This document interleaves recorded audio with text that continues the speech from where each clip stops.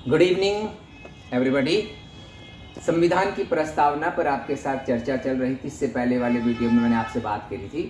तो प्रस्तावना का जो प्रारंभ होता है वो होता है हम भारत के लोग, we the people of India. तो हम भारत के लोग शब्द क्या व्यक्त करता है?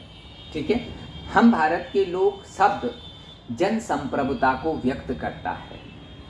और जन संप्रभुता के अलावा दो अन्य संप्रभुता होती हैं, संवैधानिक संप्रभुता और संसदीय संप्रभुता।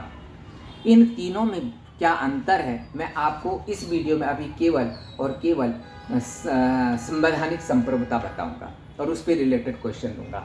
संवैधानिक संप्रभुता का मतलब है कि संविधान सर्वोच्च है। तो आप पूछेंगे क्या सर संसद सर्वोच्च नहीं है? ब्रिटेन में संसद सर्वोच्च है और अमेरिका में न्यायपालिका सर्वोच्च है, लेकिन भारत में संविधान सर्वोच्च है। ध्यान रखिएगा, संसद क्यों सर्वोच्च नहीं है भारत में? क्योंकि संविधान संसद ने नहीं बनाया है, बल्कि संविधान के प्रावधानों के तहत संसद बनी है। तो फिर संविधान किसने बनाया? संविधान सभा ने बनाया है, कॉन्स्टिट्यूशनल असेंबली ने बनाया, जो केवल उसी उद्देश्य के लिए गठित की गई थी। ठीक, तो संवैधानिक सर्वोच्चता क्या है? संवैधानिक सर्वोच्चता ये है कि भारत में शासन के तीनों अंग, ठीक, विधायिका, कार्यपालिका और न्यायपालिका संविधान की सीमाओं के अंदर रहकर काम करेंगे। ये संवैधानिक सर्वोच्चता है। ठीक, संविधान में जो बातें लिखी गई हैं उनका अतिक्रमण विधायिका नहीं कर सकती, इसलिए भारत में संविधान की सर्वोच्चता है, संसद की सर्वोच्चता नहीं है। ये तो नहीं कह सकते, लेकिन कह सकते हैं कि संसद की सीमित सर्वोच्चता है, लिमिटेड।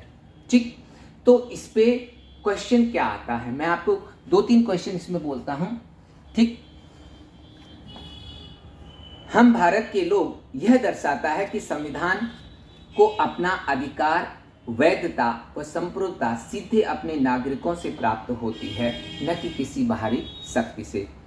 दूसरा क्वेश्चन, भारतीय संसदीय प्रणाली लोकप्रिय संप्रभुता को संवैधानिक सर्वोच्चता के साथ मिलाती है, जो संसदीय संप्रभुता को सीमित कर देती है।